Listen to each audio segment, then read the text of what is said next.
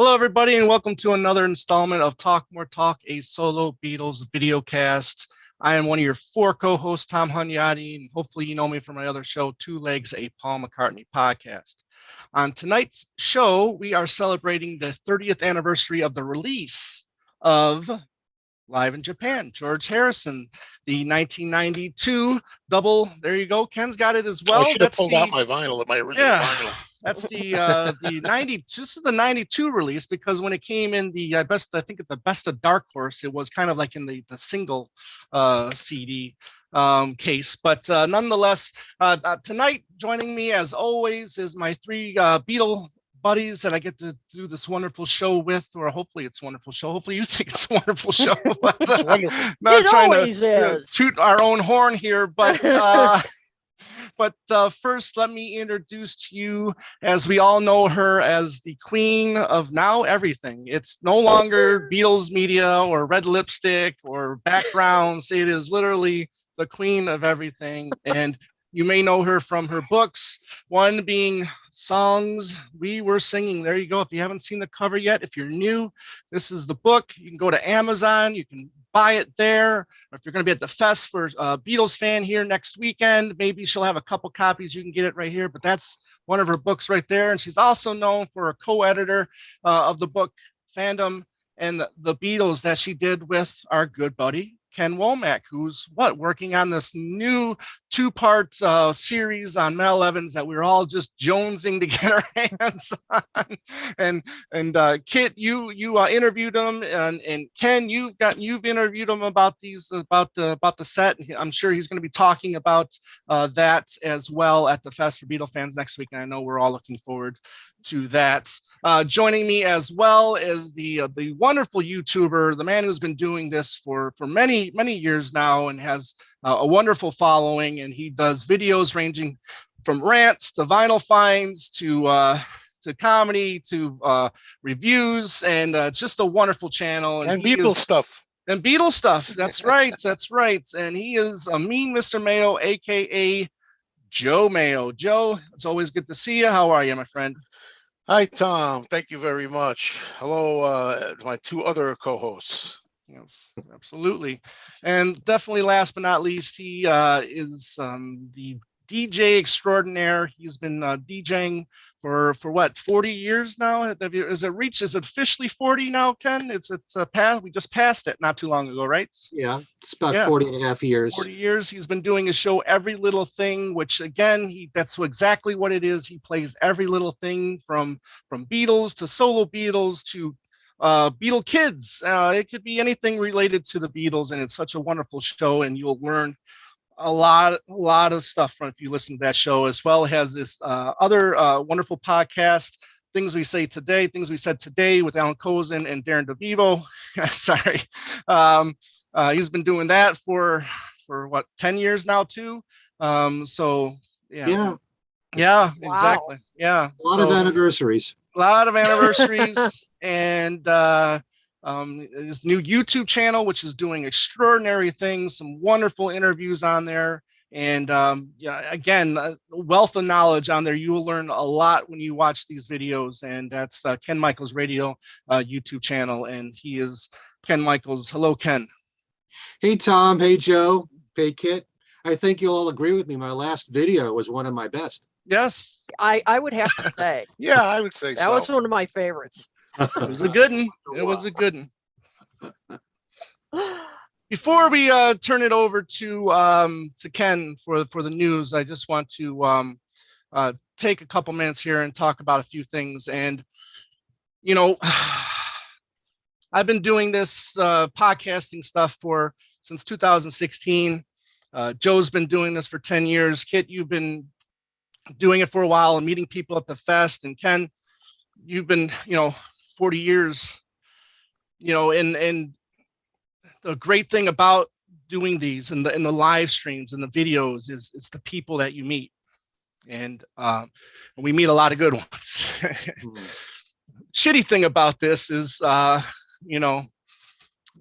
death is batting 1,000, unfortunately, and unfortunately we lose friends, and we lost one last weekend, and His name was Kevin Reed. A lot of people knew him as Beans, and we just want to dedicate this show to him.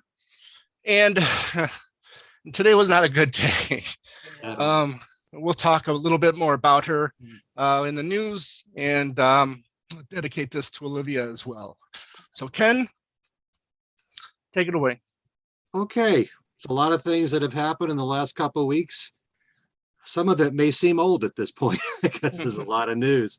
Right. We'll start first of all with the news, of course, about Ringo's new EP, which will be called EP3. It's due out September the 16th with 4 new tracks.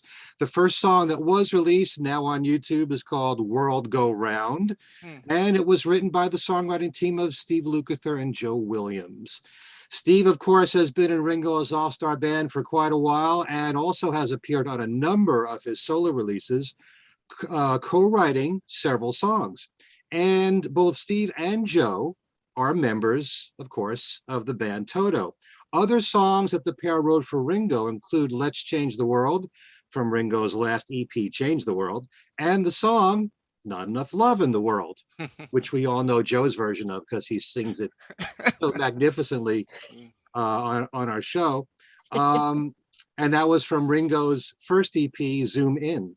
And Lukather plays guitar on the new song I said called World Go Round. Joe Williams is on keyboards, and it also has a familiar female background singer, Zelma Davis, helping out on the track. And the next song is called Everyone and Everything, and it's returning to another one of Ringo's EPs is Linda Perry, former lead singer and songwriter in Four Non-Blondes. Perry wrote the song Coming Undone on the Change the World EP. Her new song has a classic Ringo sound with Perry on guitar and percussion. The next song is the upbeat tune Let's Be Friends, which Ringo co-wrote with his longtime co-producer and songwriter Bruce Sugar and Sam Hollander, who also co-wrote the joyous song Teach Me to Tango on Zoom In, one of Kit's favorites. Yeah, one of my favorites. Love that song. I know you do. Yeah. And the last of the 4 songs is called Free Your Soul, written by Ringo and Bruce Sugar, described as soothing and rhythmic with guest appearances by Dave Koz on tenor sax and Jose Antonio Rodriguez on nylon guitar. It also has Sugar on keyboards and Nathan East on bass. We'll be mentioning Nathan East later on in the show. The new EP will first be made available on CD and digitally on September 16th, then on 10-inch vinyl and on limited edition translucent royal blue cassette on November the 18th. And Ringo was quoted as saying, "I am in my studio writing and recording every chance I get. It's what I have always done and will continue to do, and releasing EPs more frequently allows me to continue to be creative and give each song a little more love." There you go. I know you've all heard the song. I know a few of you have commented on it. Would you like to comment on this show? Make it official. You want to start? I'll be honest with you. I listened to it once, and I'm not going to listen to it again until I get it, and I will save my judgment for then.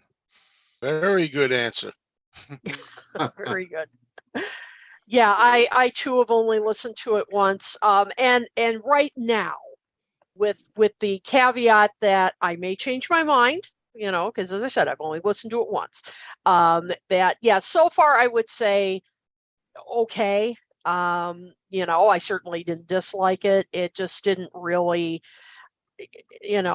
excite me very much. I mean, it seemed like it touched on a lot of themes he's touched on before, but maybe in the context of the EP that's coming out, maybe I will, change my mind. So at this point, I'm saying, but we shall see. And of course, we will be covering the EP when it comes out. Sure. Okay. Sure. Well, I Steve, want to echo those words. Basically, I heard it twice. Ken was trying to maybe say, "Oh, don't say it, Joe," but no, seriously. I just, to me, it's just okay. I mean, it's not bad. I didn't dislike it. Didn't think it was terrible or anything. I just feel like it seems very same old to me, as somebody who's been following all Ringo's stuff and enjoying his stuff from for a while, from Give More Love to What's My Name to the first Zoom In EP, and then the second one, Change the World, not quite as much, but I just thought it sounded samey, the same Yeah. kind of thing I've Mhm. heard before. Okay, well, that's fair of you to say. I've listened to it many times. I do like the song a lot, but I understand the criticism being made of, so much of the peace and love and togetherness and that whole theme. Of course, we could use more songs like that from many artists these days. We need a positive message, and Ringo doesn't seem to mind repeating that. Of course, this is not written by Ringo. It was by Steve Lukather and Joe Williams. But I do love the energy on that particular song. I love Steve Lukather's guitar playing. And I think the chorus is very, very catchy. But I understand what you're saying about it being repetitive. So we'll see with the other three songs what we have to say. Well, there's a comment here I just have to say from someone, Dave Pounds, who comments on my videos quite often. Come on, guys, if it's crap, call it crap. Dave, you're what I call a tightrope walker. Tightrope. And I gotta say, if it's crap, I'll damn well tell you it's crap. Yeah. Trust me on that. Right. But because I'm doing a show here with my friends, I'll be a little more diplomatic about it. But I'll tell the truth. Yeah, I mean, I'm not ready to call it crap. I mean, No, I it's didn't not. hate it. I mean, no, I wouldn't go that far. I mean, at that point I'm saying, to me it's average. I would say, but no, I wouldn't call it crap. I mean, I wouldn't say it's No. like, oh, I'd never listen to it again. It's horrible.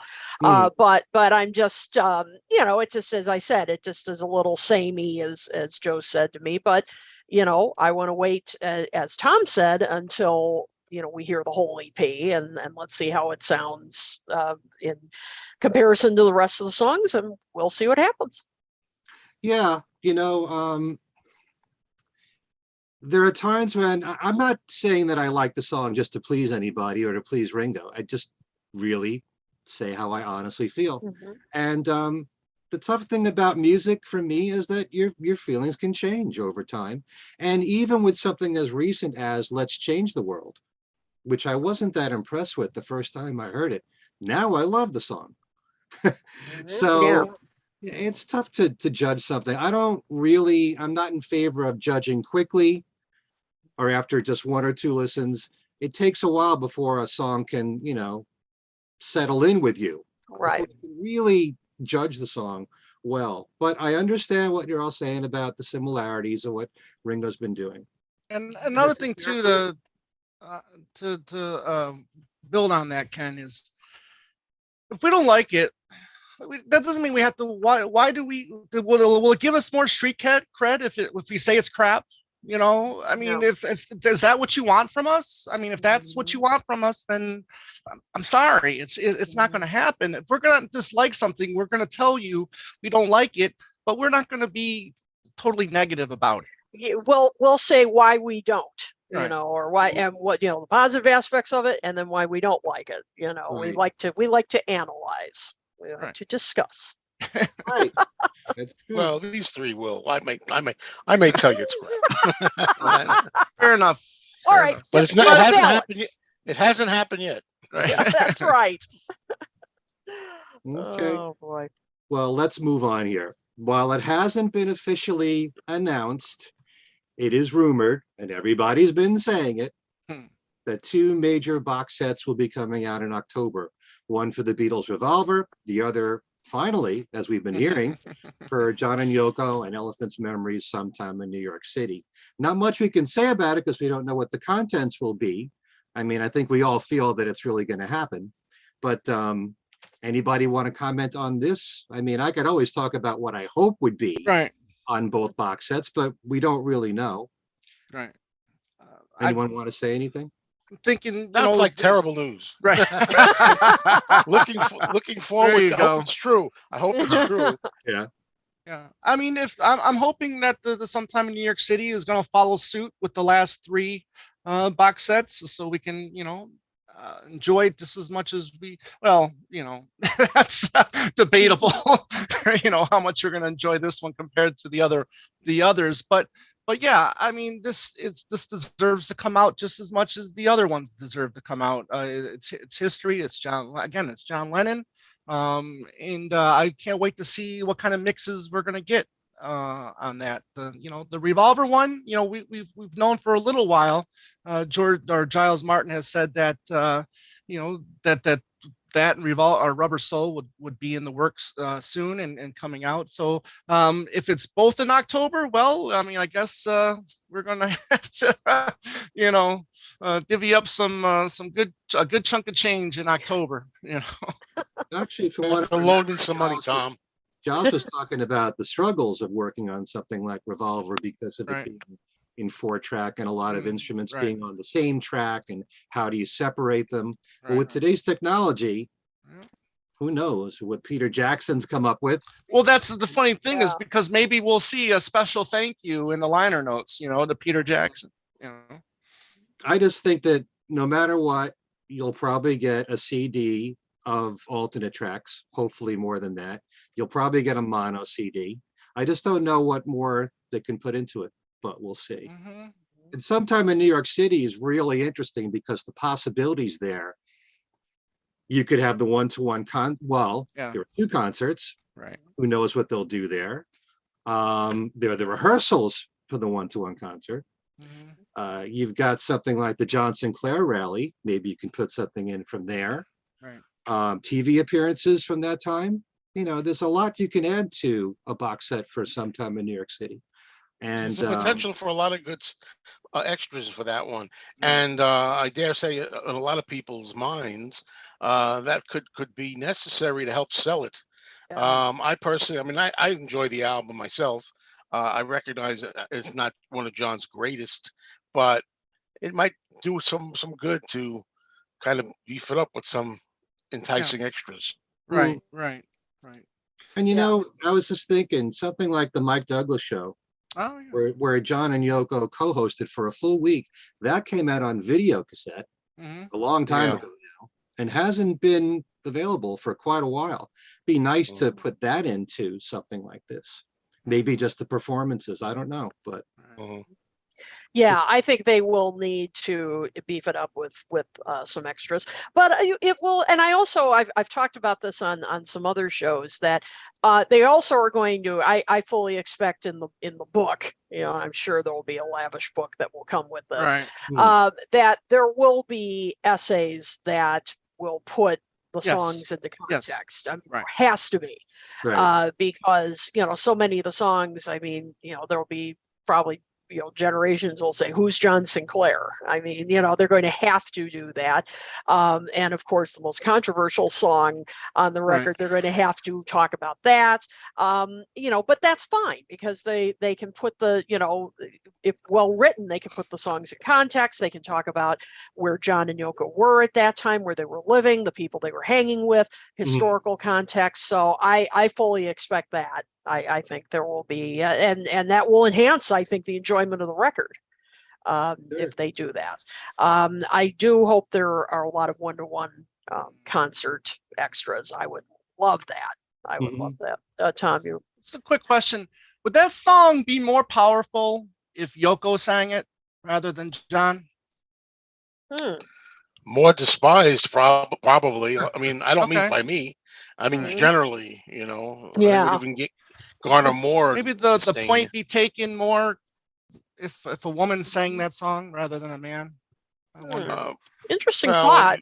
when you look at it that way, Yeah. Yeah, that's Have there been covers of that song? I mean, Not to my knowledge. not that I know of. Not by a woman, at least. Yeah. Don't know. I'd have to look that up. Yeah. but I don't know how the public would have taken Yoko singing that song. They had enough trouble then, except True. early on.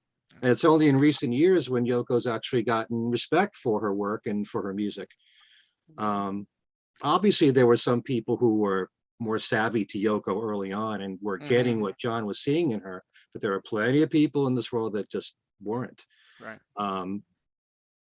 But that's a good question. Yeah. An interesting song for a female to sing. Yep. And as for Revolver, bring it on. I can't wait. I have been dying for this. So whatever they include, I'm just excited to have a remix, deconstructions. If there are outtakes available, yeah, bring it on. Well, the stuff that was on the Beatles anthology. Yeah, there are some Yeah. of those. Fantastic.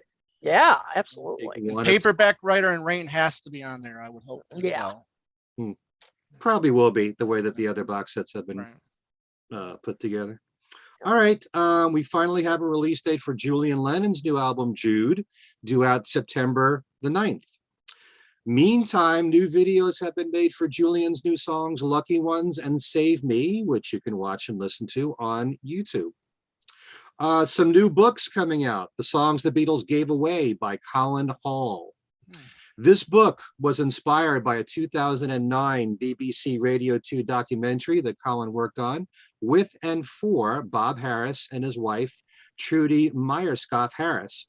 And for this book, Colin was given permission to use interviews that Bob and Trudy conducted with the likes of Paul McCartney, George Martin, Cilla Black, Jackie Lomax, Mary Hopkin, and others. And previously, only small extracts from these interviews were made available, but now they are presented in full.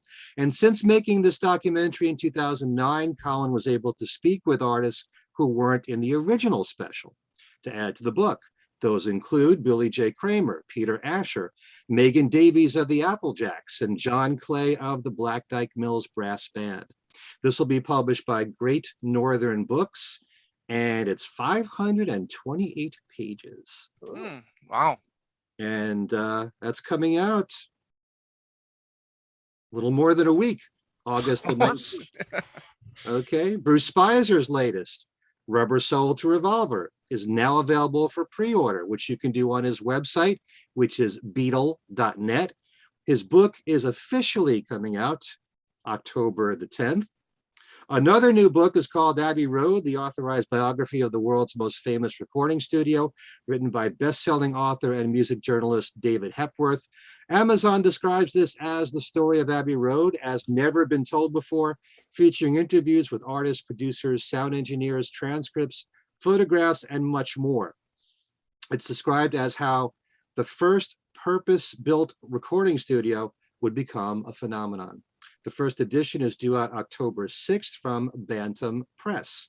And for all release dates for upcoming audio, video, and books, you can always check out my website, because I have a page called Upcoming Releases, and that's at kenmichaelsradio.com. And always special thanks to John Bazzini for all this information. You want to know about books, he knows everything. He knows what's coming out. He knows what was out before. Yep. Anything being re-released, he'll know about.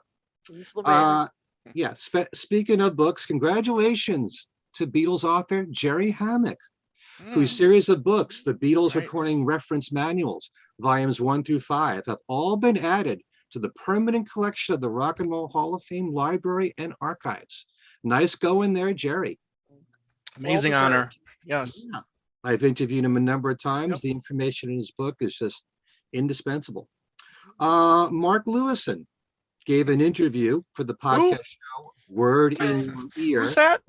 We're always breaking these new authors in. Mark has revealed that in October, he will be doing 3 shows in London at the Bloomsbury Theatre, and the shows are called Revolver 62. And in it, he tells 62 short stories about the year 1962 as part of the Beatles story. Each of the short stories is about 2 minutes long. The show itself is broken up in 2 parts, each one running approximately 62 minutes. The 3 shows will run on October 7th for 1 show and 2 shows on October 8th. To find out more, you can look at the tour's website at BeatlesEvolver.com. And you can also check out Mark's interview on that podcast, Word in Your Ear. You can also visit Mark's website, marklewison.com. Not only that, I just discovered that Mark has been making videos that he's posted on YouTube for this. Yes. And each one is like a couple. Yeah, they're really nice. So check them out. Just go to Revolver 62 for some of these new videos from Mark Lewison. All right, some major passings we have to talk about. First of all, there's Mo Austin. Mo was an American record executive who worked for many record companies, Verve, Warner Brothers, Reprise, and DreamWorks. He was inducted into the Rock and Roll Hall of Fame in 2003 by Paul Simon, Lorne Michaels, and Neil Young. Moe was responsible for signing the Kinks to Reprise Records and Jimi Hendrix after seeing him perform at the Monterey Pop Festival.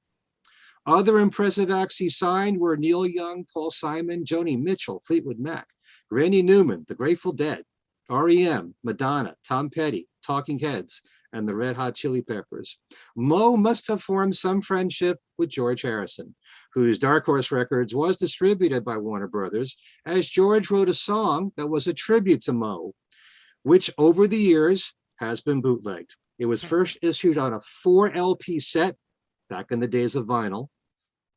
I have the year mixed up as either 1977 or 78, of various Warner Brothers artists contributing songs as a tribute album to Moe. And this was strictly a promotional item, never came out commercially. George's song was just called Moe, M-O. And it's really a nice song with typical great slide guitar work from George. It's also the shortest song title of any song, Well, Beatles or solo Beatle-wise. if you didn't know any better, you thought he'd be singing about a different Moe, but Yeah. Now. Behave. Sorry. Just kidding. So if you want to check it out, it's on YouTube. George Harrison with the song Moe. Moe. Okay. And Moe Austin was 95. Wow. I want to make a quick mention of the passing of Judith Durham. She was the lead singer of the Seekers. Even though no real Beatles connection there, if you grew up in the 60s and you loved songs like Georgie Girl, I'll Never Find Another You, A World of Our Own, great singer. And we just lost her at the age of 79. And of course, the devastating news today of Olivia Newton-John, who is, for the four of us, one of our favorite female singers of all time. And it's worth pointing out that early on in her career, she covered 3 songs that were on All Things Must Pass. She actually had a hit record with If Not For You, the Bob Dylan song, but interestingly, she did the song the way that George arranged it. And the song actually went to number 25, her first top 40 hit in the US, and it was a number 7 hit in the UK. She also covered What Is Life, which was a number 16 hit in the UK, and made it to number 34 here on the adult contemporary charts. And on her album Olivia, she covered Behind That Locked Door. 3 songs there from All Things Must Pass. Not only that, Tom was telling me The Long and Winding Road. Long and Winding Road as well. Yep. Right before, I believe it was the album before Grease. Okay. And there's actually a video that you can find on YouTube of her performing Here, There, and Everywhere. It says it's from Bandstand. So I'm guessing it's American Bandstand. I'm not sure. Great voice, as always, doing that song, but so many classic songs through the years, so many great memories we have of Olivia Newton-John. 73 years old. She's battled cancer. She first had it in 92. 30 years there. Yeah. And, she was great at trying to encourage other cancer victims to fight this. And she will be sorely missed. I know it's cliche to say it. She's part of my DNA, one of my favorite singers ever. And I loved her big hits. I loved her lesser hits, and I loved her in Grease, like many of you have. So another kind of Beatle connection during the Grammys. Or was the Grammys or the American Music Awards, where it was Paul Simon and John Lennon presenting the award for the best, Grammys? Yeah, it was the Grammys for best pop vocal or something like that, and she ended up winning the award, but instead of she wasn't there. Instead, Art Garfunkel picked up the award. I think that's for Paul Simon. I Honestly Love You. Yeah. So, it was a pretty funny moment there. So it was Andy Williams, John Lennon, and Paul Simon up on stage at once. Yeah. Yeah. Wow. But, she was a talent, and I'll definitely miss her. Yeah, she was a big part of my childhood. I mean, my my friends and I mean, we all just looked up to her. I mean, she just, you know, she had such talent, class. You know, I mean, she could do it all. I mean, you know, in filming, she could dance, she could just do everything. And I mean, I played Totally Hot, Physical, the Greatest Hits album. I mean, that was the Two of a Kind. Two of a That Kind. soundtrack. I Yep. mean, I played those albums till they were worn out. I mean, Mm. you know, and I just yeah, I just feel and of course Xanadu, you know, the Yeah. Xanadu soundtrack. How could I forget? And you know, just you know, she was just such a big part of my childhood. I just loved her music, and you know, it's just hard to believe, you know, that she's gone. I'm just so glad that I grew up in that era. Absolutely. You know, with that, yeah. I mean, really, with that great music, and I mean, Grease. My gosh, I mean, who doesn't love that movie? Who didn't? You know, who doesn't consider that a part of their DNA? I mean, you know, it's just it's a classic. So boy, is she going to be missed. People have memorized every line from Grease the way they've memorized A Hard Day's Night. For some That's people. right. Absolutely. Yep. Absolutely. Or for me, I don't know if I remember hearing If Not For You, but Once Let Me Be There was a hit. I was a fan.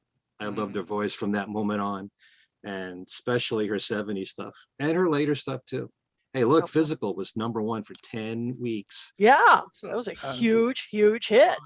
Most #1 song of the 80s, right? I mean, that single was #1 more or consecutively, or more weeks than any other artist had a #1 hit. I believe it was 10 weeks, right? So I don't think any other artist had a bigger hit. You know, even when Michael Jackson was king of the world, I mean, he didn't have a single that lasted #1 as long as, you know, Physical was. For the 80s, yeah. Yeah. I remember Yeah. You Light Up My Life was #1 for 10 Yeah. weeks, but that's a few years before that. For it, Right. right. Yeah. All right, so that's all the news I got. All right. Well, as we said, we're talking about George Harrison live in Japan there the release was in 1992. The tour, 12-day tour, or 12 date tour, I should say, was in December of 1991. So it was a fairly quick turnaround for the live album. Like I said, it was 12 dates. So first, second, third, fifth, sixth, 9th, 10th, 11th, 12th, 14th, 15th, and 17th of December of 91. Great band, right? He had Eric Clapton and his band. The musicians including Eric Clapton, Andy Fairweather Lowe, Nathan East, Steve Perrone, Ray Cooper, who, you know, great percussionist. I mean, one of the most well-known musicians on the planet, I think. You know, Yeah. Chuck Leavell, Greg Philigenes, I think how you pronounce it. And then two wonderful background singers, Katie Keeson and Tessa Niles, who did a wonderful job backing singers. As we get into this, I want to talk about your first reactions to this live album. It was 17 years since the 74 tour, which we didn't get any live album from this. So besides the Cons for Bangladesh, I mean, we really didn't know George live as a solo artist.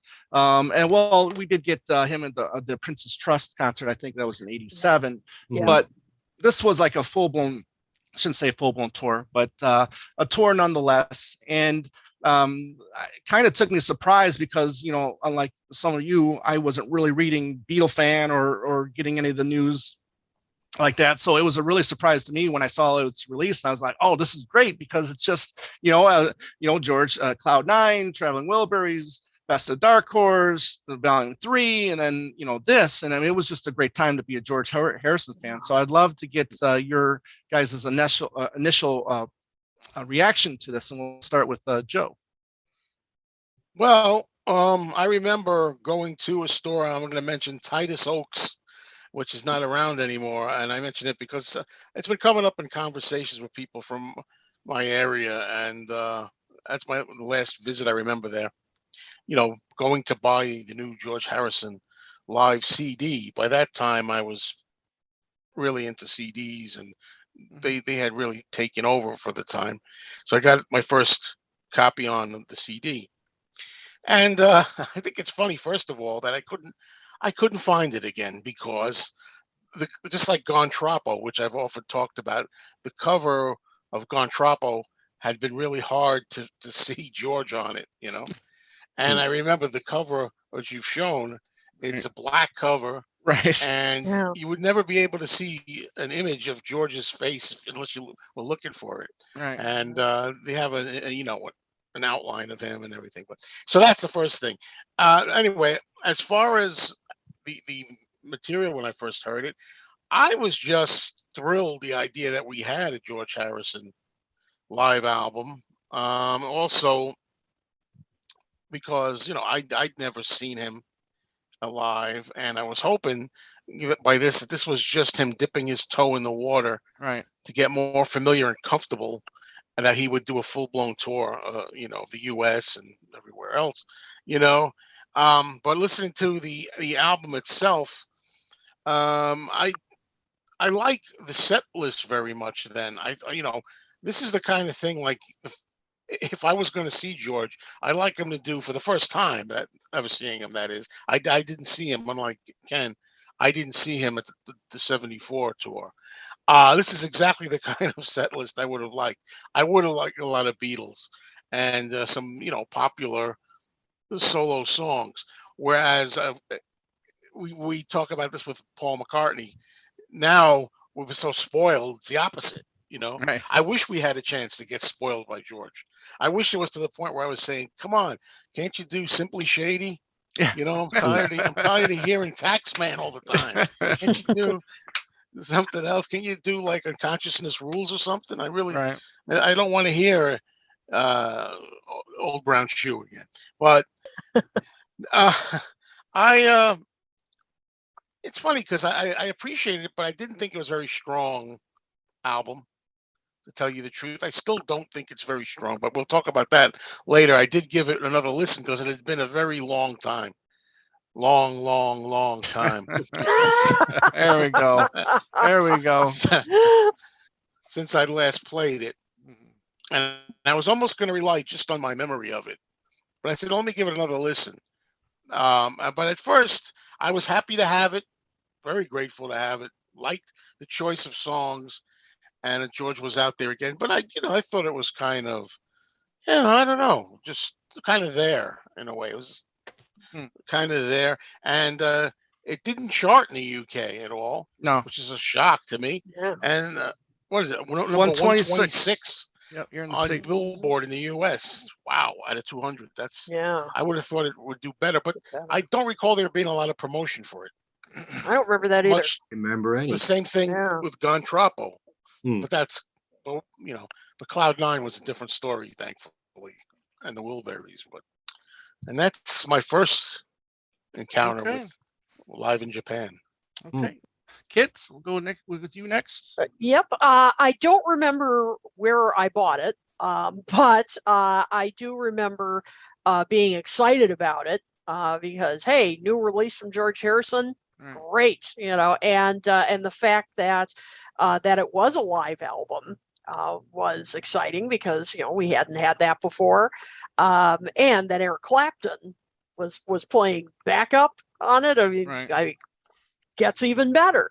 And so and I remember being pretty excited to not only have all of his well-known solo and some of his Beatles hits live, but then to have some of the Cloud9 stuff played live. I was really excited about that too, because of course it wasn't that long after Cloud9 came out.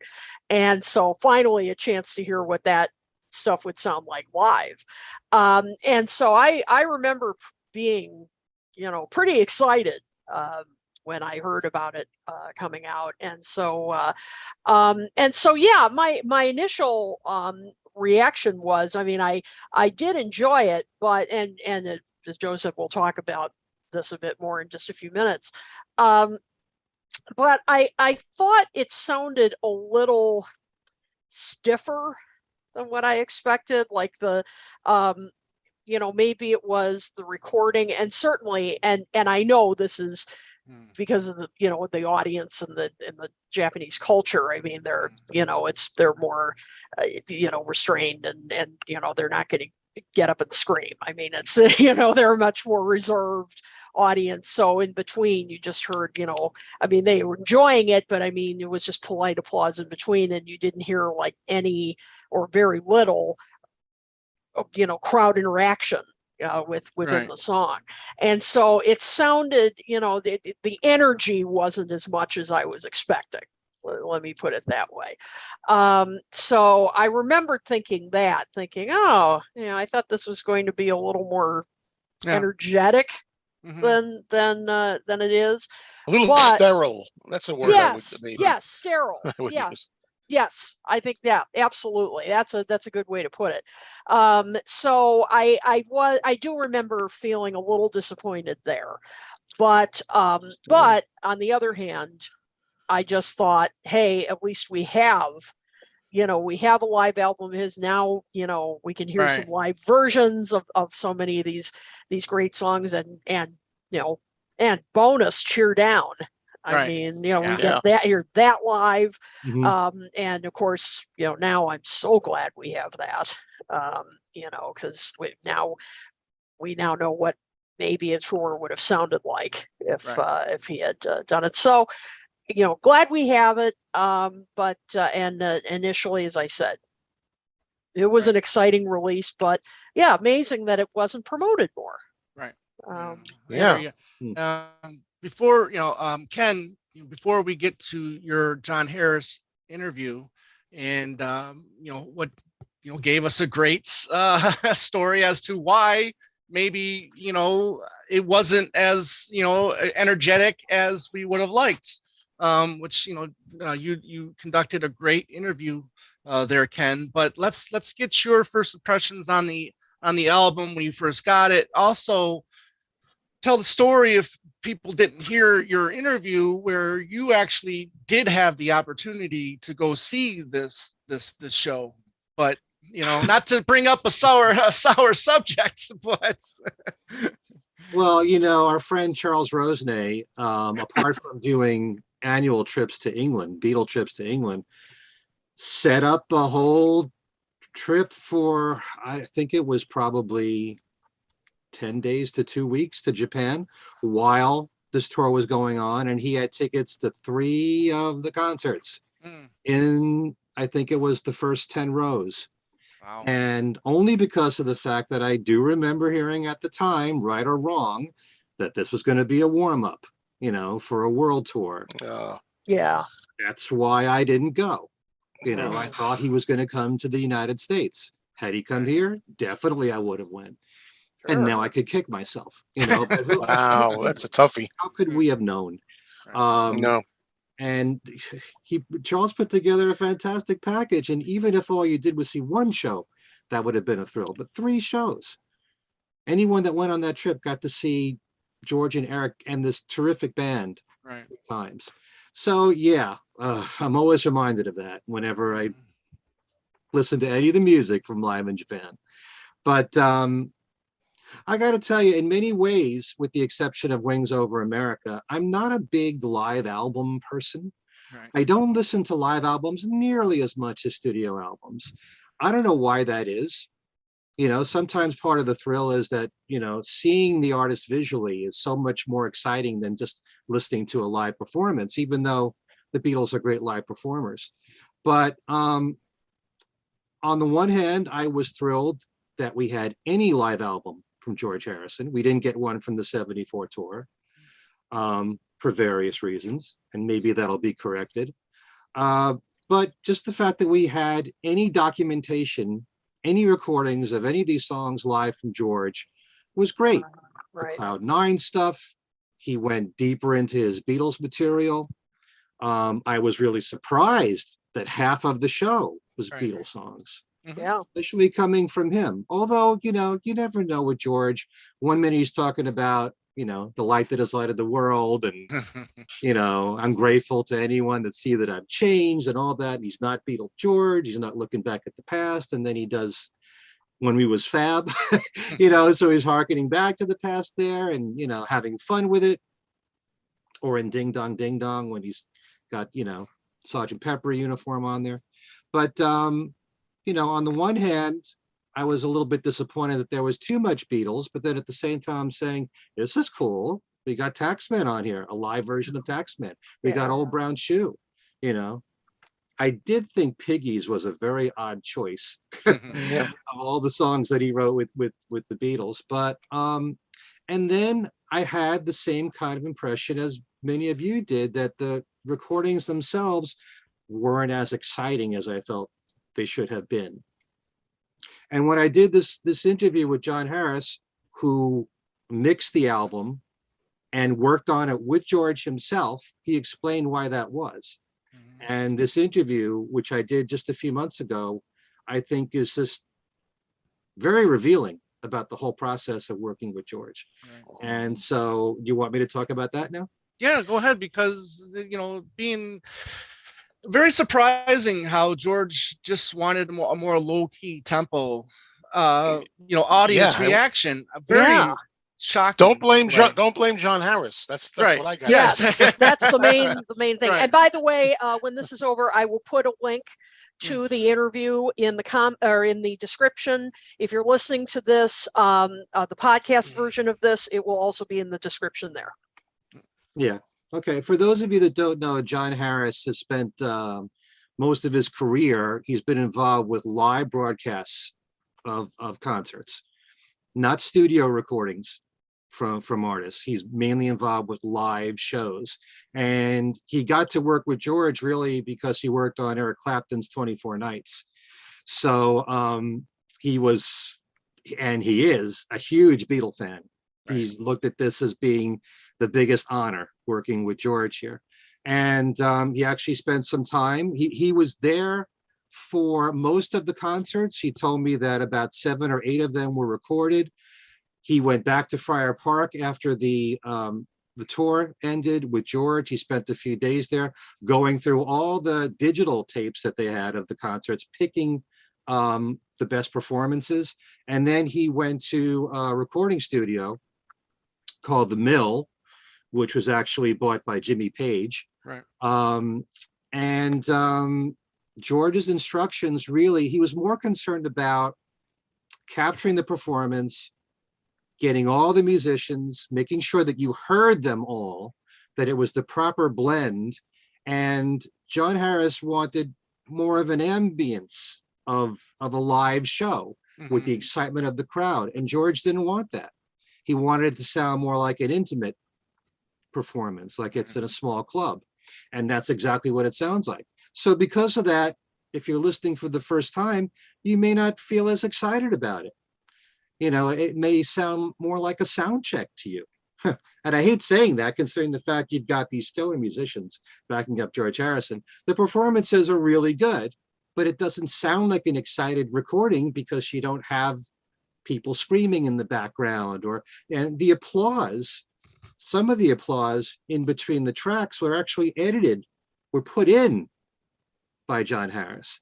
So, the recordings sound that way because John was taking George's instructions. Right.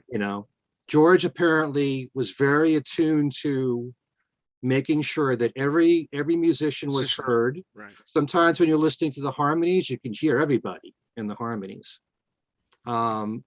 He cared more about that than, presenting, like most live albums, what they sound like, and that's why it sounds the way that it does. So I think it shocks a lot of people the first time they hear it. But if you just concentrate on the performance and not, that this is in a stadium, or a big arena, sometimes you need that. Sometimes it makes you more excited when you hear people in the audience applauding. Yeah, absolutely. The other shocking thing about this tour was it wasn't professionally filmed. You mentioned it, Ken, John, that you've got two of the so-called greatest guitarists of all time, right? And on one bill, one stage, and why wouldn't you want to film that, unless they thought that this was just a warm up to what was supposedly coming, so maybe get the kinks out first, and then film what could have been an American tour. Yeah, I But noticed that part too. Excuse Yeah. me, of when he Go ahead. listening to the interview with John, and he was saying that, but I thought they said something about some basic cameras in the place. He thought that in one of the venues, they probably had cameras that are already built in. Right. Yeah. Built in. Probably the videos that were released in the Dark Horse box set, Yeah, I was going to the say. 4 videos, are probably from that. Yeah. Yep. I keep hearing over and over, there was never any professionally shot video Right. of this tour.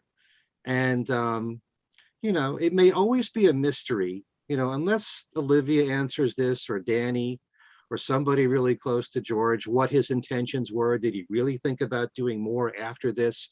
I did ask John Harris this question, because I told him, my understanding was this was going to be the start of the world tour.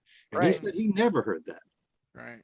You Which know, is weird, because I don't remember if I was reading this or watching an interview with George where he was saying that he was ready for a more hostile audience, meaning the U.S. So it's seeing and hearing this from him, so and then watching your interview with John Harris, that's kind of surprising that there was no further talk of doing expanding the tour. Yeah.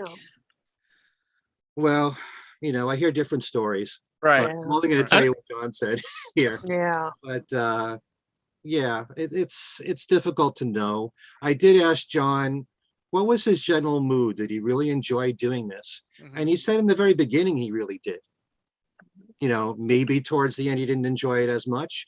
All I do know is that, and sometimes the audio doesn't capture what the video can.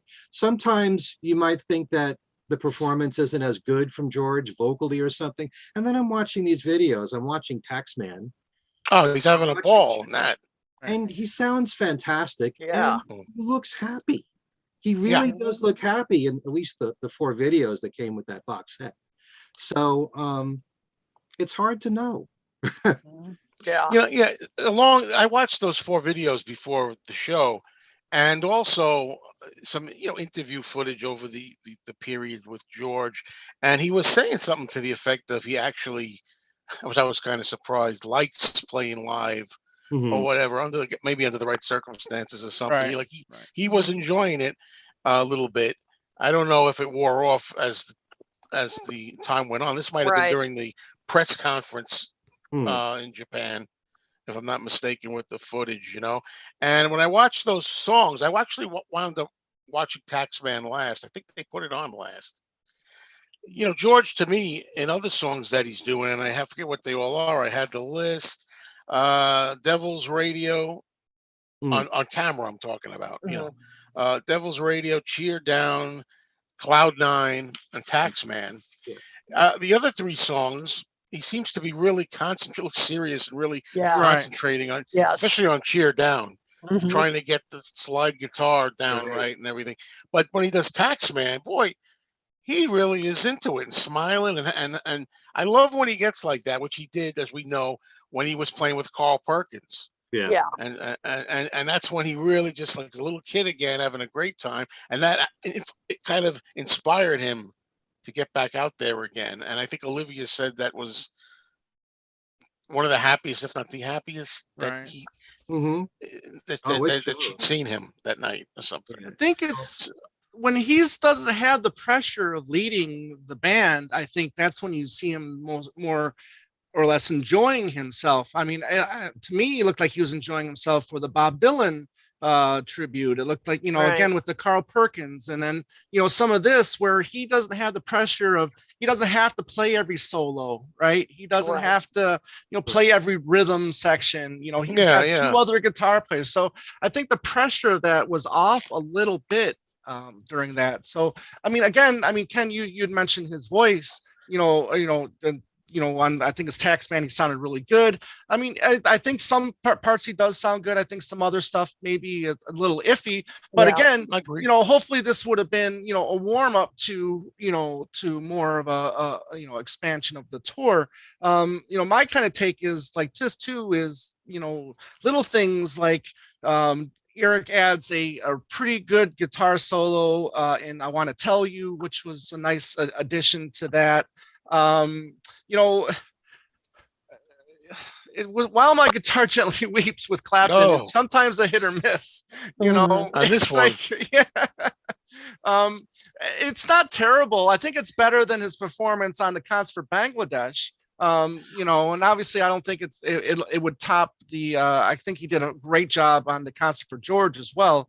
But Yeah. I like the guitar. Excuse me. Let me Right. clarify. I like the guitar. It Right. was the shooby doo wop. now see, Yeah, that was going to add. that I was was going to that. add Oh that my too. God, that's So, what you threw know, me. Through me. well, you got these backup singers. You got to give them something to do, right? They're good. They're- Doo-wop? Yeah, I don't know how much you want to go into all the songs or some of the songs, but I did like the backup singers, female right. singers. Yeah, I think they they did added yeah. a lot Yeah, to they a lot of added the some songs. They stuff, did. but, They but did. they're Right. wow. Dark Right. Horse sounded really good. Yes. Better vocal than the original, and the female backing vocals that were added, I liked Right. in live version of Dark Right. Horse. Right. And we should also add on the very first show, he did do Fish on the Sand and Love Comes to Everyone as well, which was a damn that's shame. Yeah, He they didn't. dropped them. Right. And for rehearsals, he said George prepared a list of 35 tracks for performance considerations. Other songs included, let me see here. Let me see here. Isn't it on their Rocking Chair, which was what the Rocking Chair in Hawaii. Hawaii. That would imagine that Tired of Midnight Blue was under consideration. Hong Kong Blues. Let's see here. Beware of Darkness was under consideration. With That's the Way It Goes, I think would have been a lovely track for him to do live. So quite a few songs there, which this guitar can't keep from crying as well was considered. So it is funny how all of those shows are after that were relatively the same. It's kind of surprising that he didn't maybe switch a song here or there throughout the show, or throughout the tour, kind of like what Paul will do every once in a while. He'll take maybe 2 or 3 tracks and rotate them every other or every third show. Let me toss this question out to you guys and to our viewers as well.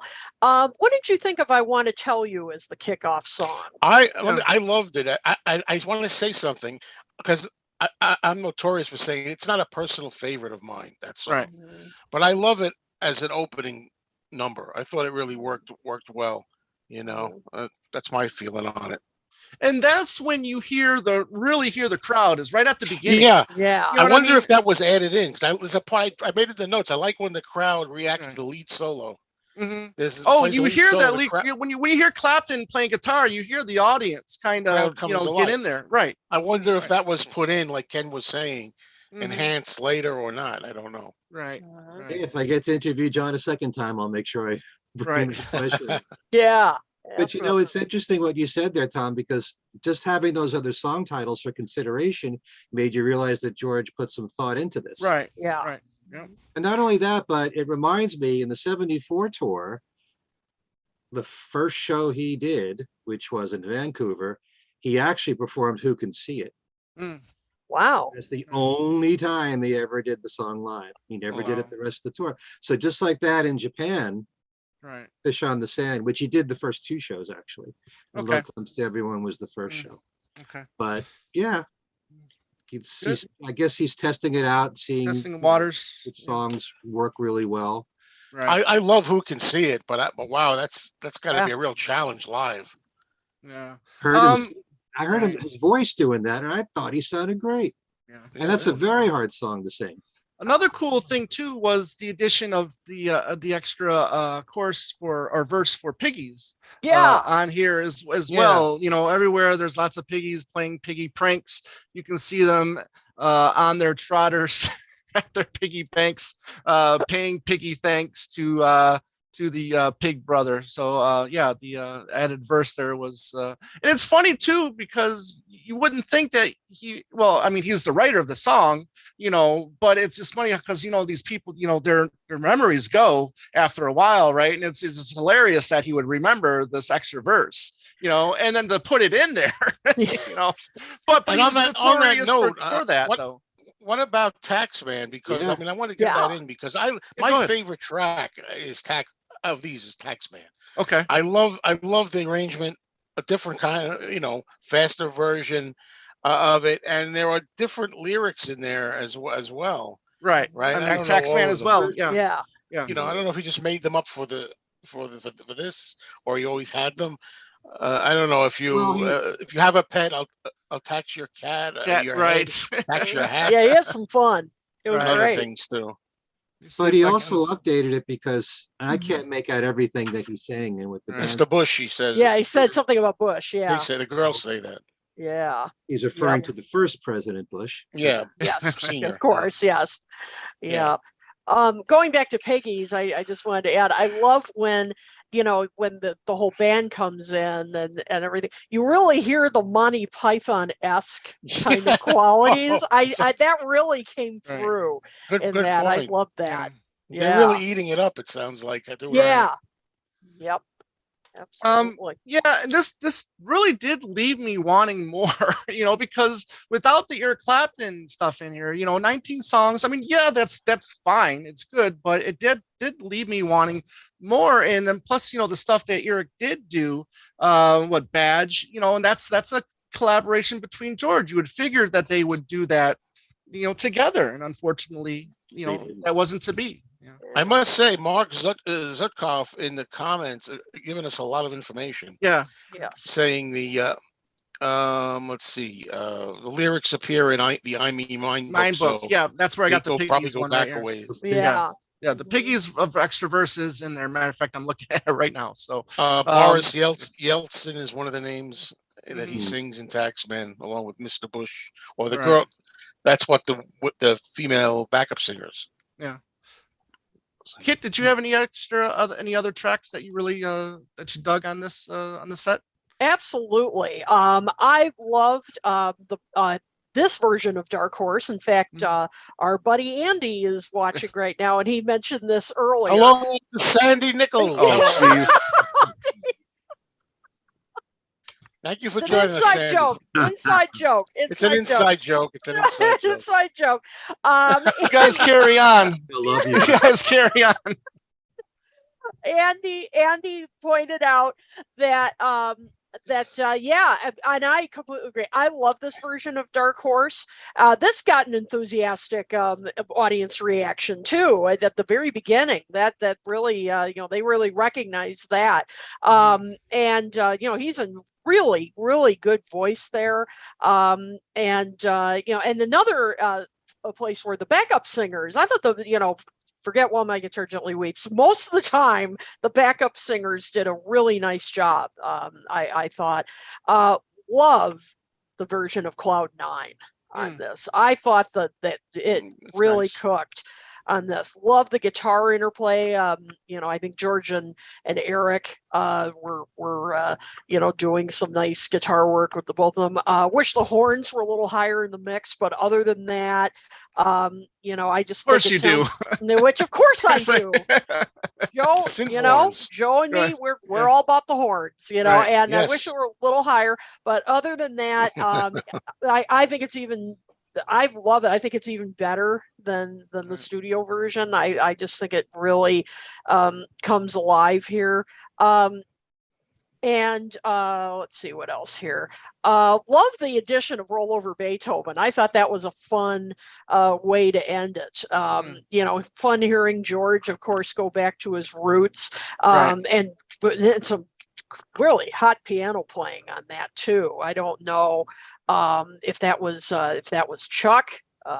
level on that. I'm not sure, Mhm. but that was just really great. I love that, really like hard playing piano. Of course, this was just talk about a dream backup band. I mean, the Right. best of the best. Like on I Want to Tell You, and we mentioned, you mentioned Nathan East earlier, Ken, is bass playing on I Want to Tell You. Is really nice, really nice. And I Want to Tell You is another highlight from this as well. So really, even though it may not be as energetic and as I said, that was, the recording decisions were George's, still, there are some really great versions, and boys, you listen to this, you just think, if only I could have seen this live. Yeah, tell me about it. Oh, What do you all think of Something? I mean, I like Well, the yeah, guitar intro I intro. I liked. like right. That was and interesting. tribute to Frank Sinatra. oh Stick around, yes, Jack. Jack. Right. Isn't he kind of like mocking Sinatra a little bit? Because didn't Sinatra say that? I thought it was what Sinatra sang when he sang Something. Sinatra said, "Stick around, Jack." Mm, So I thought George was like paying yeah, tribute or mocking it. possibly, probably mocking a little. But go ahead, Ken. I'm sure he's proud of the fact that Frank loved the song enough to perform Right. it. That's an honor to itself. Mm-hmm. But- The something bit is interesting too, because once they get to the, you're asking me, and it's Eric and George, harmonizing that together. It was very reminiscent of Paul and George doing it at the concert the concert for George. But Ken, what are your thoughts? Yeah, I love the whole performance of Something. I love how it starts with that guitar solo and they bring it back at the end. I also, as far as I Want to Tell You, that is a great guitar lick to start off a concert with. Mm-hmm. I think it was an ideal choice, and Right. it's kind of like you could start a concert with What Is Life too, for that matter, with a, Yeah. pronounces yourself so well like that. Mm-hmm. But yeah. The other standouts for you, Ken? Highlights for me is hearing Cheer Down going into Devil's Radio. Those songs really strong. Right. And hearing George play the slide on Cheer Down, watching him do it in the video, which is a real treat, just like playing the slide on Cloud 9 as well. And I think Old Brown Shoe really cooks as a live song. That's one that, I like Clapton joining in on vocals here and there. Yes. Mm-hmm. Mm-hmm. Yeah, that's one that I've really grown to appreciate more than I ever have, is Old Brown Shoe, especially seeing the Beatles rehearse it during Get Back. It's and at the concert for George, it was a great moment there. But yeah, I mean, in terms of performance, I now like the album so much more than I did when I first listened to it. Me too. I also, because of the fact that I have my radio show, I'm always mixing in music from all the solo stuff. So I'm never far away from this music anyway. But, it doesn't have the excitement of other live albums, but in terms of performance, it's done really well. Yeah. The only real criticism that I would make about this is that there are times when George is singing along with the background singers and his voice is not hotter than the others. Right. There are those moments like that when no matter what, George should be above the others vocally. Yeah. That's how I feel. And it's kind of like he's a little bit buried at times. Right. But other than that, I like the mix. And who can argue this band? Right. True. But I will say one of my slight criticisms might be the drumming, because I feel certain songs like Here Comes the Sun and Something, we're so used to hearing Ringo doing his particular drumming on those songs, and it's just more of a natural band style drumming in my opinion, and it's just not as as exciting to me. But again, fantastic drummer, I'm not putting him down. All I'm just saying is you're just so used to hearing it a certain way, that when you hear somebody else do it, sometimes it just doesn't have that same the power that you're used to it. You're used to That's- hearing that. That's a good point. I really noticed that on Got My Mind Set on You. That's where I really heard it. I felt I really missed the powerful, the reverb on Jeff Lynne's production. It just didn't sound the same. Live. Right. And that was another point too from Jeff Harris, right? He said George was like absolutely no reverb on this record. True. So but you also don't want this to be like, I understand what you're going to say. I totally sound exactly like the Beatles. Right. No, and you don't want everything to sound like a carbon copy of the studio version. Exactly. I get that. Yeah. Absolutely. So, fine. Let's get some any more comments on this, or do we want to any more last thoughts about or anything else we'll want to bring up about it? Let's see. Well, Mark Zutkov said, good point here, that I Want to Tell You was the opening song at the concert for George as well. Oh, I forgot that. Right. There you go. That is very true. And he also pointed out the horns on Claude 9 may not have been live. They may have been a synthesizer. Right. So I forgot, figured they were. Because you don't have credits for anybody playing so no horns. So, okay. So that explains the lack of the prominence in the mix. So, okay. Let's see. And then, Mark and Russ Beal 63 point out about the little dig and that George took on something about sitting around Jack. Let's see.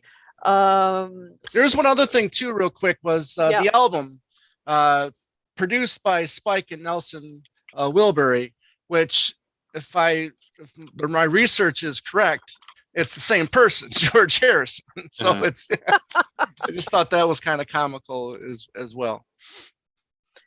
Christian Dahl said, if George continued to tour with Clapton, he would have sold out big stadiums. I think I think they would have done quite well. Yes. Didn't John say that those arenas or stadiums in Japan were fairly big? Yeah, I believe they were enormous. Yeah. Also George did give an interview to Scott Muni at WNEW when Live in Japan came out.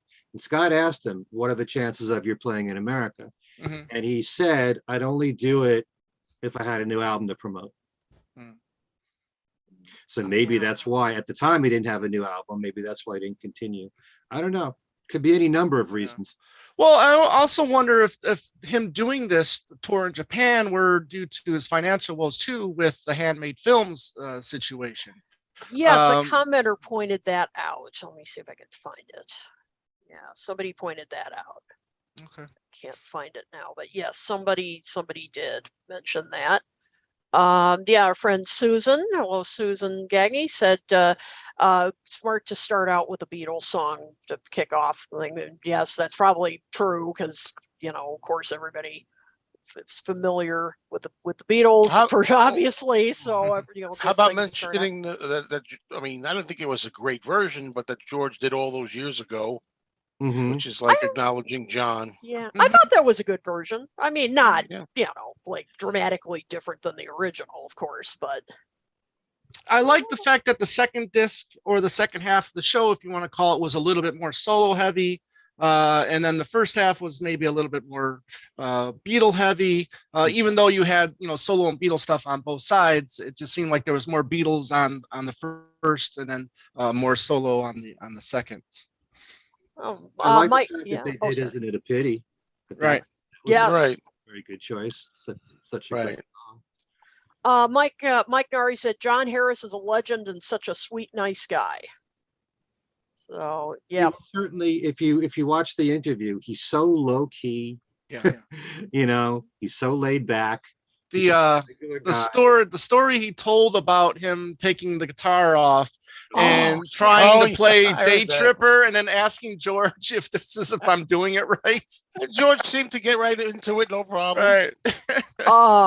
That's fantastic. Yeah, and then him turn, when Paul's playing Blackbird, he's going like this, trying to see how his fingers were playing the song, making sure he was doing it right on that one too. I mean, that's a fan, I mean, that's so cool to hear stuff like that.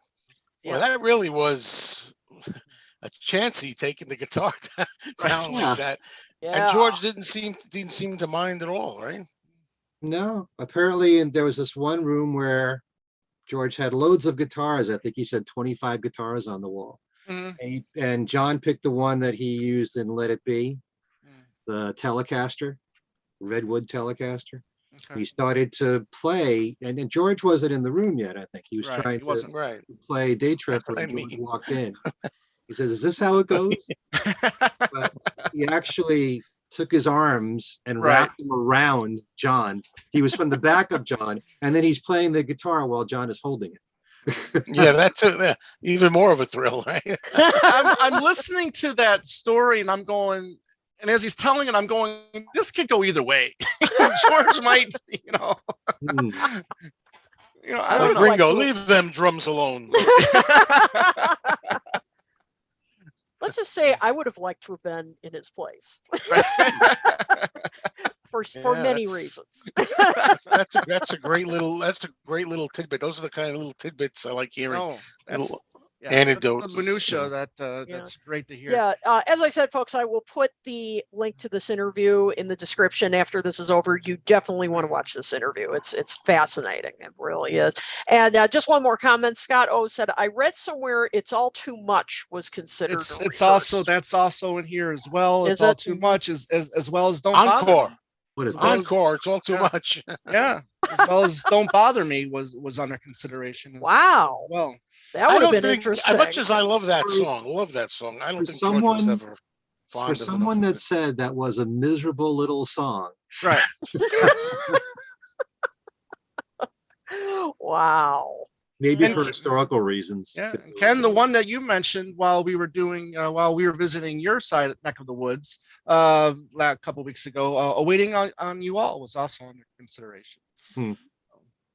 Well, at least Yeah, he did very that at the concert for Bangladesh. so- Yeah, absolutely. So where do we, I'm not trying to put any pressure on you guys, but as a live album, was this be one that you would recommend to, where would you put this in the live albums of the four? Is this something that is this a must have for George Harrison fans, or what do you guys think, Well, Joe? It's a must-have in the sense that it's all you have, Right. Yeah. Yeah. George. Good call. Really. But I think it's a good album. It's a live album. I can say I've never been a big live album fan either. I don't know Mhm. why. Hmm. I usually prefer studio best, but yeah, this is a good representation of George. Or some Cloud9 stuff that was big for him. That big album and Beatles nuggets here and there. I don't think it was, as we think we kind of agree on, best realized because I think John Harris's hands were tied a little bit, and Yeah. George wanted a certain sound, and you didn't get that. I don't know what you call it. You said ambiance or some kind of big arena theater sound. It sounds intimate and quiet. I think that's kind of like hurts it a little bit.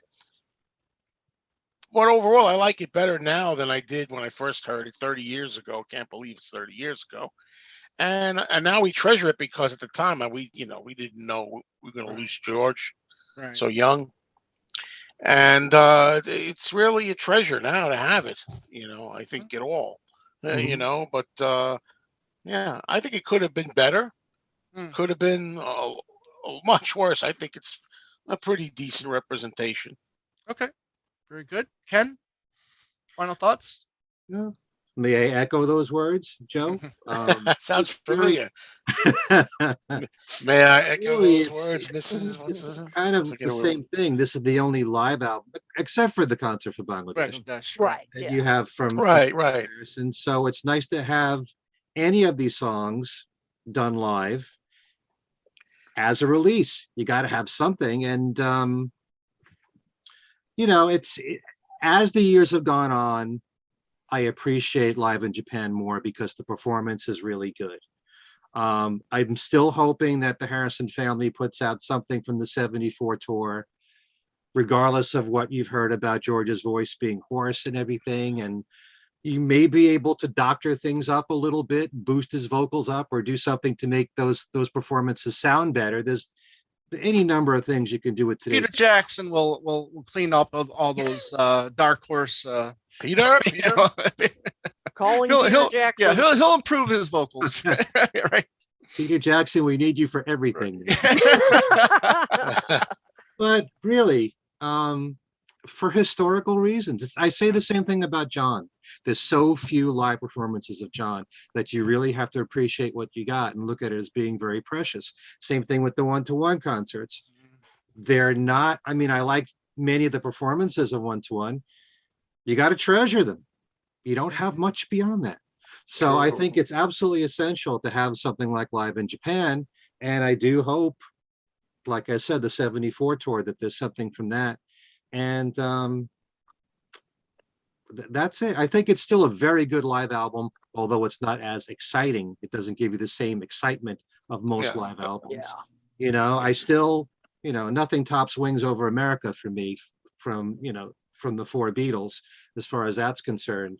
You know, it's not the excitement of Frampton Comes Alive or any great really live album, but in terms of the performance, and you got Eric Clapton there too, and you got all these other great musicians, you got to have it for that reason, as a document of its time. I Yes, definitely. Oh, go ahead. Can I just add something that I don't want to forget? I almost did. I really would wish that the Harrisons would think about putting out some kind of document on this documentary. Now, of course, they say these shows were not recorded properly, but we have the four performances: Devil's Radio, Cheer Down, Taxman, Cloud9. Makes me wonder if there are others like that in the same quality. Those are certainly serviceable, good enough, especially if you do it in the context of a documentary where you have press conference. You know, just a lot of footage I've seen, you know, elsewhere back there of George and Eric, you know, arriving in Japan, the fanfare, sitting down and being interviewed at the press conference, put songs in there, whatever you have. Maybe there's other, I would have to think there are more than just these four songs. And one last thing that we hadn't talked about yet, the Royal Albert Hall performance. Yeah. I've seen, which I think was early 92 into 90, Yeah, early 92. that was the show we did for the Maharishi. Oh, right. Yeah, that's another His good political party, the Green Party. And as far as I know, I think it's the same set list Right. as what he did in Live in Japan, but it wasn't with Eric Clapton. Right. Gary You Moore know, was there for that. So that'd be nice. I don't know if that was recorded professionally. Right. I've Harrison seen a nice family copy tells of it. I mean, not if I remember right, not professional in the sense of different angles. It's maybe it's a straight on kind of thing. But I mean, if you know, the same kind of thing with Shea Stadium. Beatles fans have been clamoring for a Shea Stadium release. Right. I still think they could make a nice one like that too. Shea Stadium, the Beatles, when they, you know, they're in the helicopter, they're overlooking the city, they're arriving, they're in the dugout. You have the warm-up bands before them and talk. You could do a nice hour and a half presentation. I think the same thing. There could be a documentary of George Harrison live in Japan, a documentary, if not a straight concert. Right. I buy it. Yeah. All right. I do respect, Ken, what you know, when John Harris was talking about how George wanted to make sure everybody was heard on this record, and I do respect that. You know, maybe not. You know, everything could have been, maybe a few things maybe could have been, you know, different, but I think, you know, George really loves musicians, and I think he especially loves talented musicians that he's been surrounded himself for decades. You know, and just to show that respect to them is very commendable. I just think that's a wonderful thing. Kit, your final thoughts? Yeah, I mean, definitely point taken on that, because you do hear the musicians very clearly on this. Absolutely. But despite the flaws, I mean, despite it, you know, having a little bit of a sterile kind of sound and not being quite as, you know, exciting, as you said, Ken, Wings Over America is probably still the best solo live album. Definitely though, I think this is a must for George fans. I mean, it is, other than Bangladesh, the only live recording, the only time you're going to hear any of Cloud 9 live, Right. only time you're going to hear Cheer Down live. I mean, the list goes on and on. And there are really stellar performances on this. So, and with just not only your Clapton, but just the cream of the crop when it comes to studio musicians, and so you really can't go wrong getting this album. Great. I agree with all of you. It is an essential to own for Harrison fans, and Beatle fans as well, because like we said, half of the set list is Beatles stuff. I mean, you're never going to hear Piggies live anywhere else, right? I mean, and wasn't this kind of, would you say, difficult to get for a while even? For a while. Yeah. I mean, it wasn't, I don't think it was it was a wide release, but I mean, it didn't stick around long. I mean, No. if you didn't get it, within like a year or two of its release, you were probably looking for, at used record stores or stuff like that to find it, because I do remember it being, hard to find for a while, up until we got the Best of Dark Horse box. Right. So, I would agree with that, Joe. Absolutely. Yeah, I can't relate to that because I always have to get it as soon as it's out. Right. Well, I mean, for us, And, it's we different. did. For other people out there. Now you know. have no excuse. Right, now exactly. It's out there. Right. Yeah, exactly. I agree. Okay, so now for the bathroom break part of the show, where we tell you all what's new with us and where to find us. Oh no. Just teasing. Go ahead. No, very important announcement. So don't go on your bathroom break. We forgot to do that. I'm sorry. No, don't worry about it. No. So don't go on your bathroom breaks yet. Very, very important announcement. I kind of teased it in the Facebook event and all about the show. So, as you guys probably know, the Fest for Beatles Fans Chicago is coming up this weekend, August 12th through the 14th. Talk More Talk is going to have a panel there. Now, unfortunately, Tom, Ken, and Joe are not going to be at the fest. I'm really going to miss you guys. I wish you were going to be there, but they are going to be there kind of in a way. And I'll explain how. Holograms. Yeah, holograms. How did you? You spoiled it. And In other words, we're going bowling. But oh no. Okay, I better keep talking before this goes into a honeymooners bit. So that George Harrison album is too sterile. Sterile.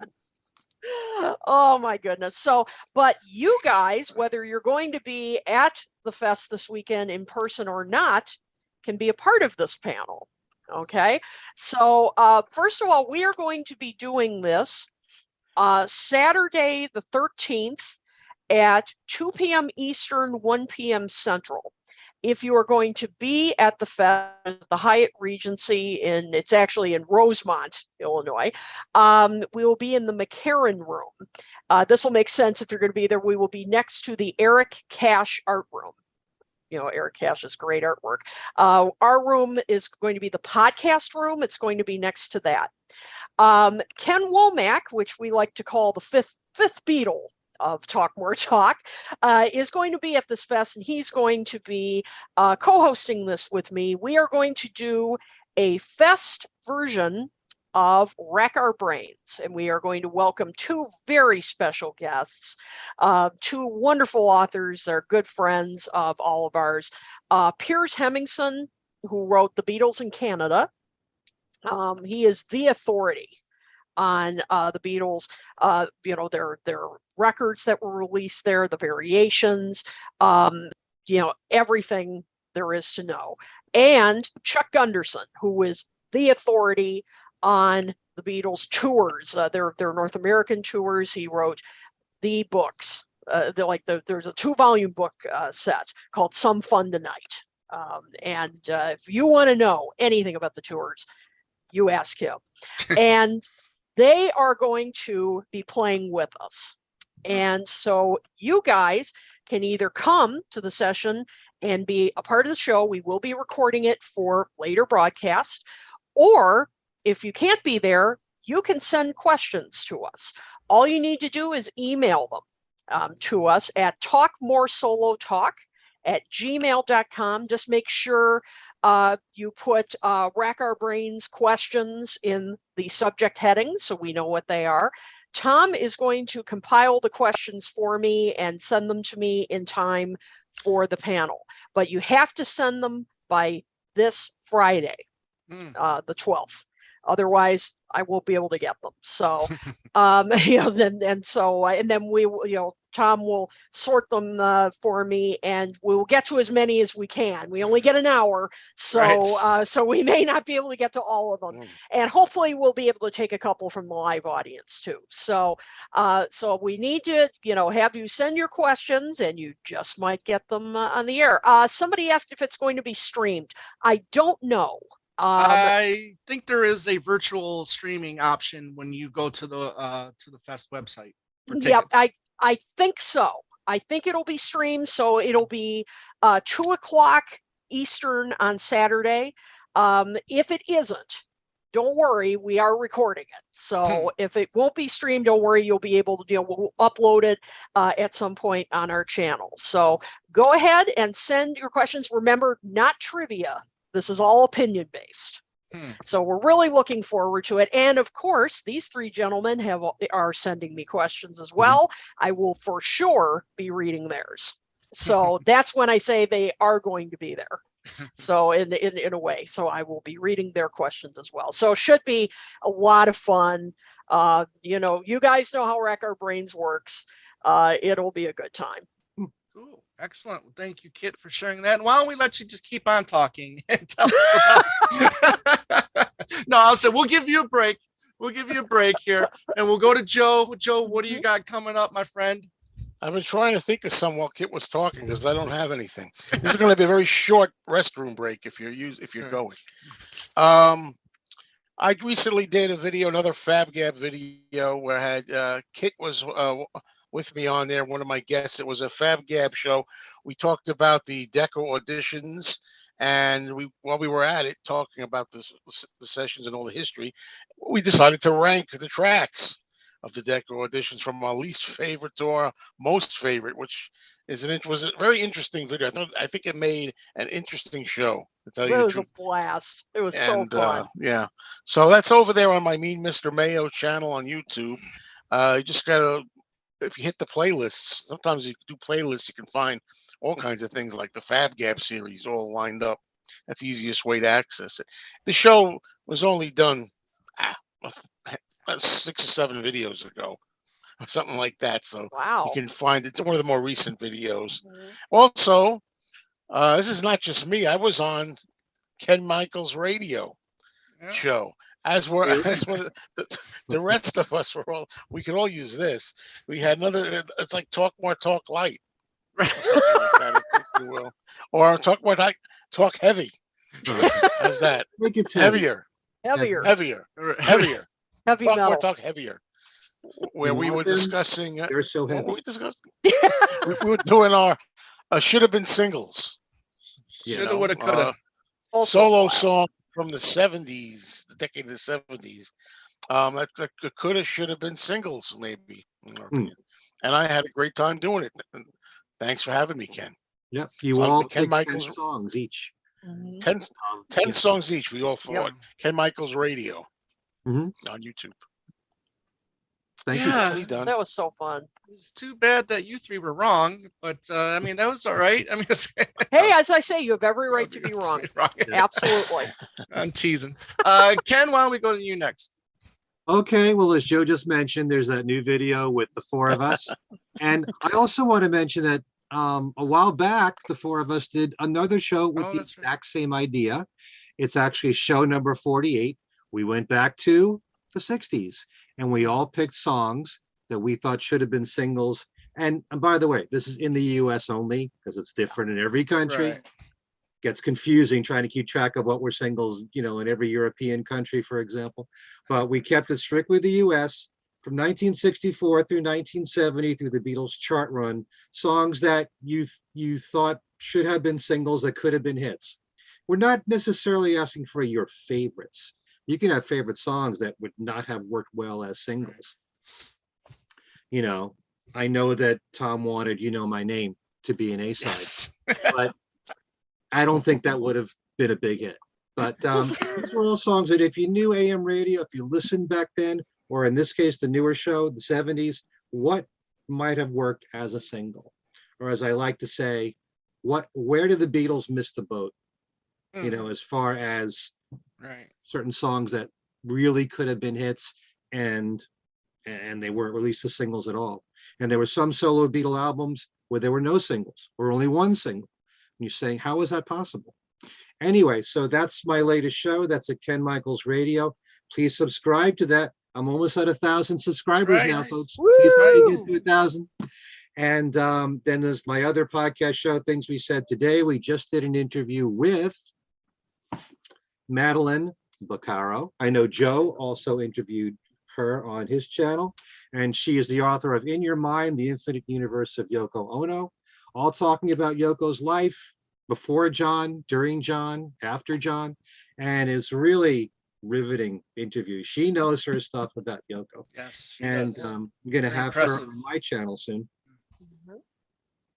In addition If to you're that, interested to, yeah. here, my interview with Madeline was also the Fab Gab ahead of the Decca Auditions one, Okay, show before.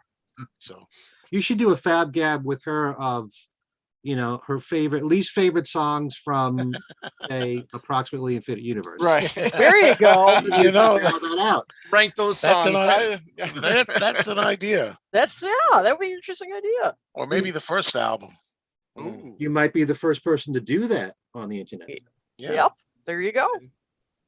And also, I did an interview with Owen Ling, who has a brand new book out, George Harrison in the 70s. We're going to be interviewing him Yes. on this show very soon. Yes. But I thought that since I haven't finished reading the book yet, I'm almost done. I thought that I would do a real quick show and talk about 2 Paul McCartney songs that we defend that has been, you know, ridiculed by the press. And I picked We All Stand Together and Mary Had a Little Lamb. So we talk about those 2 songs and defend them. And I know Owen's written articles on those songs too. Mhm. What happened to you there, Joe? Yeah, what was that? I don't know. I don't know. He went back to listen to Mary Had a Little Lamb Lamb. in a few seconds. So that's on my YouTube channel. My other podcast show, Things We Said Today, like I said, interview with Madeline Baccaro. We have a new show coming out next week. We're talking about doing a show on Revolver because of the anniversary for that. And don't forget my website, kenmichaelsradio.com. Beatles Trivia every week. Lots of archival audio interviews with Beatle people. And lots of stuff right there on the website. Great. Excellent. You'll have a new trivia tonight, did you say? Or Yes, I will. And it will be something that we talked about in the show tonight here. Ooh, Mm. interesting. Okay. Okay. Excellent. Okay, Kit, let's go back to you. Talk about how they can reach us again. Remind them the email, and then what do you got going on? Because I know you are really busy right now. Yeah, absolutely. Well, you can reach us, of course, right here on our YouTube page. Please subscribe. We have got a bunch of new subscribers lately, so if that is one of you, welcome, and thank you for subscribing. And please tell your friends. And you can also, of course, hear us on virtually any YouTube platform, or YouTube podcasting platform you can think of. You can also reach us via our website, talkmoretalk.com. And you can email us, and a viewer mentioned in the comments, and I will do this. I will put our email in the description when we're done, so that you can send those questions, those Wrack Our Brains questions to us. And again, talkmoresolotalk@gmail.com. And as always, we also welcome your feedback, ideas for future shows. You can follow us on Twitter at talkmoretalk1, the number 1. And also you can find us on Facebook, Talk More Talk, Solo Beatles videocast. And you can also hear us on fab4radio.com. thanks to our buddy Beetle Ed, who carries many of our shows on his page as well. So so I think Thank those you. are all the places. Yes, thank you very much. And those are all the places that you can find us. Now, I'm not going to mention every single panel that I'm going to be on because Oh, we'd my be God. here for a long time because I'm on about 7 panels. Oh, Come on, girl. Yeah, Woo. I somehow got myself onto 7 panels. And so I'm going to be on 4 on Saturday, including ours, and 2 on Sunday. And then the one on Friday is the Meet the Authors panel at 5:15. So that one is with just all the different authors. So, but I will mention, and I'll probably either do a video mentioning all the different panels I'm on, or I'll post information on my Facebook page, maybe our YouTube page and that kind of thing. But I will mention one of the panels on Sunday is actually kind of a crossover panel involving Talk More Talk.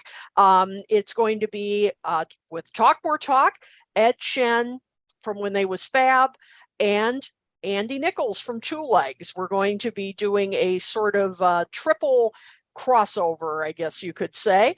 And that's going to be, I'm just double checking the time here, Sunday at, I believe it's, 2:30. 2:30 in that same room I mentioned, the McCarran room. We will be recording that too. Cool. And so if you can't see it on streaming or anything, we will be recording it. So that's 3:30 Eastern time. 2:30 Central, in the same podcasting room. We are going to be talking about Beatles documentaries. We found ourselves kind of reminiscing, talking about Get Back, and we started talking about like the Complete Beatles and Anthology. Yeah, and then started going even further back, and then just talking about Beatles' first U.S. visit and just all different things. And so we thought, hey, let's do a panel about this. And so that's what we're going to do, is kind of go back to even the 70s into the 80s, 90s, and then ending up with Get Back and talking about how these documentaries have changed over the years, which ones are better, that kind of thing. So we're really excited about it. And in fact, on When They Was Fab on Wednesday, I believe Ed is dropping an episode where Andy and I appear and we talk a bit about this panel. Cool. So if you want to find out more about it, just check out the When They Was Fab Facebook page. There'll be a link to it, and I'll post one on my page as well. So, and of course, I'll have a table there, and won't be there a lot on Saturday. And I hope I'll sell out, right? I hope I'll be a sellout again. Never be happier to be a sellout. Right. So I hope to see you. Hope to see you. What? I should do a show right after you finish your 7th panel. Yeah. Yeah. And thank God we're not doing a show the Monday after the fest, or I would just be like, yeah, whatever you guys say, fine. Right. So, but hope to see you guys there. I hope a lot of you will be coming to the fest, or if you're not, I hope to see you virtually. Great. Well, thank you very much, Kit. As far as my other show, Two Legs, we've been, again, busy as always. We're going to continue our Wednesday summer live series here this Wednesday, 7 p.m. Eastern time. We usually chat for about an hour 20 minutes or so, and we've been having a great time with that. Our last episode was with, again, Chip Madinger and Mark Easter, where we just highlighted the year 1975. So check that out on the Two Legs podcast YouTube channel.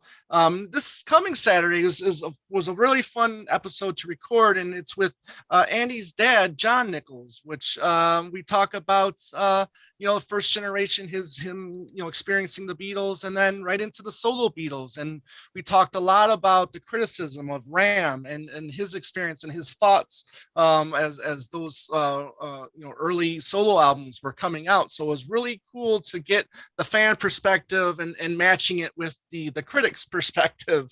So it was a lot of fun to do that. And then we also, coming up, we'll have author John Blaney. Now, don't get confused this with Kit's book, but this is the songs he was singing, which is Yeah. a 4-part book series, which it just talks about just about every release Paul did from the 70s, 80s, 90s, and the knots, if you want to call it that. Really good information here. You get to see the labels, every release that he did, and the wealth of knowledge in there is phenomenal. So we're going to have him on the show in a couple weeks as well. So yeah, so check us out, Two Legs, a Paul McCartney podcast on YouTube again, and also check us out on Talk More Talk, the YouTube channel. Please subscribe. Ken Michaels, me, Mr. Mayo's channel. Thank you all for your support.